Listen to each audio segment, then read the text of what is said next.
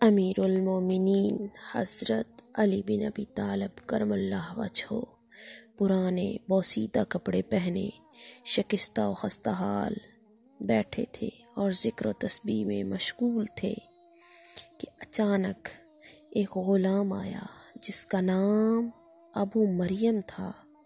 آ کر دست ادب کو جوڑ کر عرض کرنے لگا، اے امیر المومنین، میں آپ کے پاس اپنی ایک درخواست لے کر آیا ہوں۔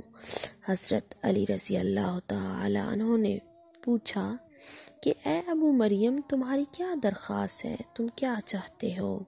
ابو مریم کہنے لگا، میری درخواست یہ ہے کہ اے امیر المومنین، یہ جو چادر آپ نے اوڑھ رکھی ہے اس کو اتار دے، کیونکہ یہ چادر بہت پرانی بوسیدہ ہے۔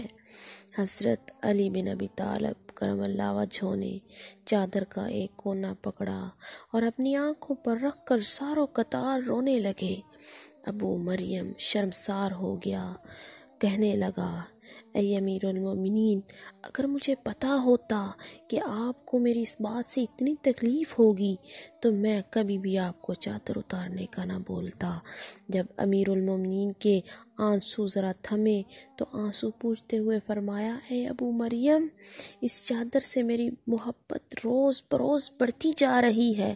ابو مریم حیران ہو گیا اور پوچھنے لگا کہ اے امیر المومنین، آخر اس میں راز کیا ہے؟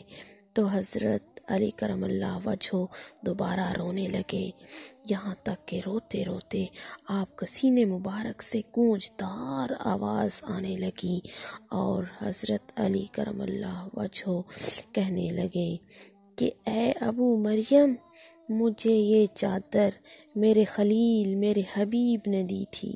ابو مریم پوچھنے لگا، اے امیر المومنین، آپ کے خلیل کون ہیں؟ تو امیر المومنین حضرت علی کرم اللہ وجہہ کہنے لگے، اے ابو مریم، میرے خلیل، میرے حبیب حضرت عمر بن خطاب رضی اللہ تعالیٰ عنہ ہیں۔